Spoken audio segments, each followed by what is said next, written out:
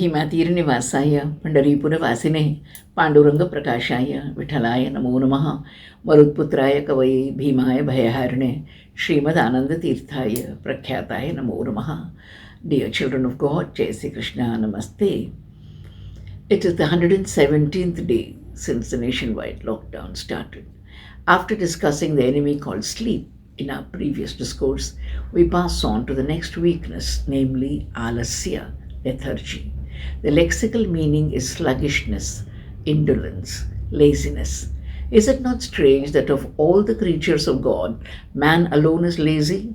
Of course, some pets raised by affluent masters also become sluggish, like their masters.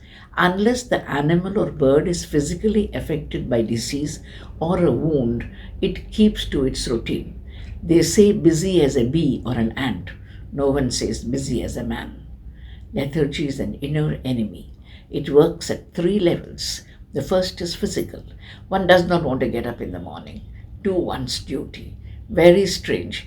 Most of the ills mentioned by Naradji to Dharmaraja are interconnected: lethargy, sleep, procrastination. Physical laziness is an indulgence. Man thinks by keeping to a routine, by being busy, he is exerting himself. On the contrary, it is the busy man who is healthy and the lazy man who is prone to disease. Routine may sound boring at first, but routine activity is wholesome.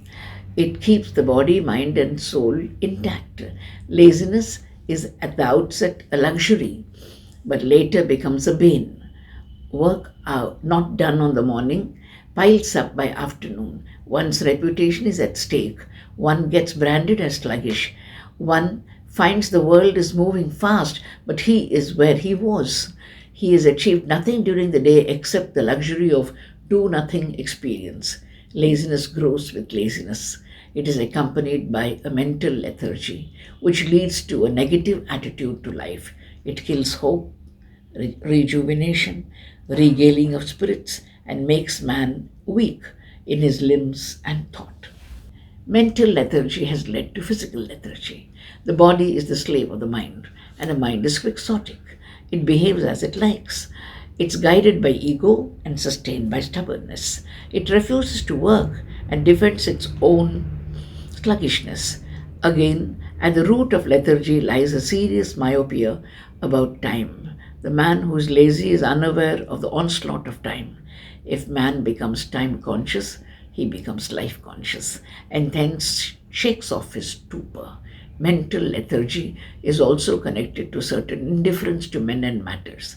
There is none who lives on forever.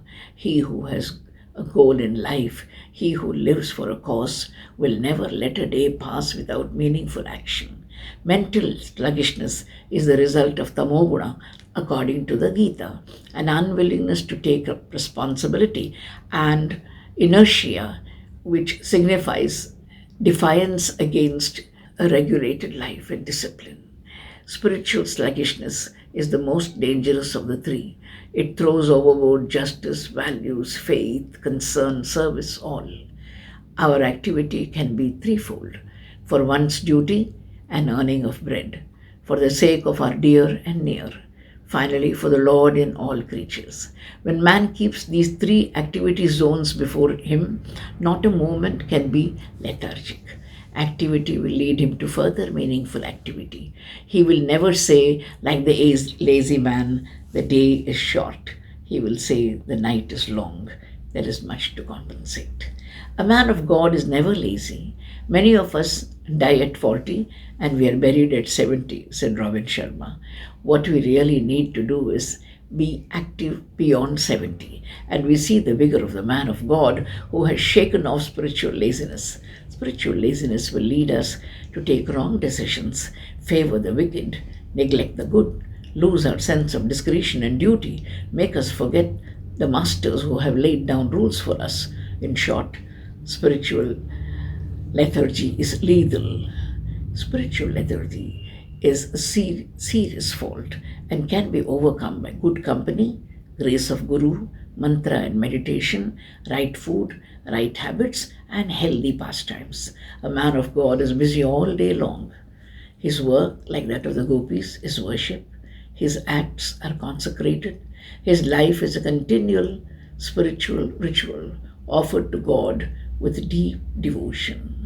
संतों ने जैसे देखा हम उसी तरह देखें, जिधर भी नजर पड़े वहाँ राम कृष्ण देखें, वहाँ राम कृष्ण देखें, वहाँ राम कृष्ण देखें. Thank you.